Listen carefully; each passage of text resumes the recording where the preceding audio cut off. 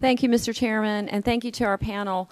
I have a number of questions, so I'd really like to get right into my questioning. And I just want to start by saying, you know, just as my colleague, Mr. Long, I also, as we all do, have constituents who are very, very concerned about this issue. They're small business owners, they're medium-sized business owners. They're taking care of our patients. They're taking care of Medicare patients. Now, I just want to outline for you just how ridiculous this process is in relation to the MAC, both RAC and MAC, absolutely ridiculous. Oxygen, CPAP, hospital beds. They outlined for me over a year time, we're talking about 2,600 of those filled. Of those, they have 1,228 audits. That's 46%. Why would any business have to be audited 46%? Dr. Agrawal? So thank you for the question. I think you highlight a really important and complex topic. So I think what this highlights is, and we try to achieve a balance every day between not being burdensome on providers, making sure that beneficiaries can get access to the services that they need, and yet being fiscal stewards of the trust fund as required by law. And these are areas, just to complete the thought, if you don't mind, DME supplies, orthotics, and prosthetics are areas that the OIG has identified as being very high for improper payment rates. Okay, and I'm going to stop you right there and reclaim my time, because the issue here is they are not getting paid. The product has gone out to the patients, to the family that is taking, the caregivers who are taking care of this patient. This patient has oxygen, this patient has a hospital bed, but they have not been paid.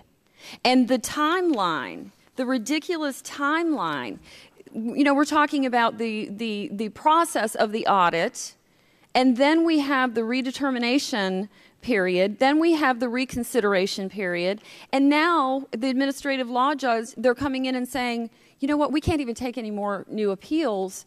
You know, there's going to be a 2-year waiting just to get a hearing. How can anyone run a business if they're not going to get paid for some of the most basic of, I'm a nurse.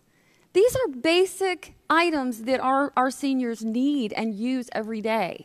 How can these gentlemen that run this business in my district continue to keep their doors open when they're not getting paid?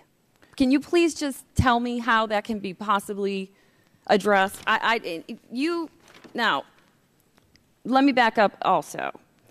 One of the issues in talking about the fraud, and this is what I see here. There is fraud. We all know that there's fraud and abuse of the system. But you're going after the good guys to make up the dollar difference. You're not addressing the real fraud issues that are there. You're not taking recommendations and applying them. Your own recommendations. Let me ask a question, Dr. Agrawal. As far as the audit system, if the provider is found to, you know, have a low denial rate, why are we not rewarding them? Why are we not saying, look, you're in this category, you know, whether you want to score them, you know, grade them, why are we not rewarding them? I think that's a great point and idea. In fact, that's something that we got from the provider community, and we're actually implementing in the next round of RAC contracts. Okay, and when will that round be? Well, we've been engaged in that procurement for a while now, but the procurement itself has come under protest, so we would have looked forward to actually having it completed by now, but it's currently in that protest process. And who is protesting it? Other contractors. So these folks, my constituents and every other provider, is just left in limbo right now, not getting paid. Well, I would point out that, you know, being good actors, you know, playing by the rules, doing everything they can, they're not getting paid, and we're waiting because someone's protesting. Let me just say that these audits are required by law. The contingency fee structure was set up in statute. This is not typically the way that, you know, most of our other contractors are not paid that way either. They are also post-pay audits, so they did in fact get paid. These are, and just to differentiate sort of improper payments from fraud, these are tools that we actually utilize to lower the improper payment rate, which this committee has identified as a priority. I think we can agree. The areas that the RACs have gone after are areas where there is high cost and high improper payments. The DME supplies you pointed out are those areas. How does the RAC auditor, how do they determine, what is it that makes them, that puts a red flag up that they need to go in and audit? What is it? I think one of the best early indicators is where the improper payments are based on our CERT audits that are also required by law. So the CERT audits pointed out, for example, that the improper payment rate in DME is about 70%. Okay, but why? Okay, so XYZ provider now has auditors in there. What is it that they did that alerted the RAC auditor to come in?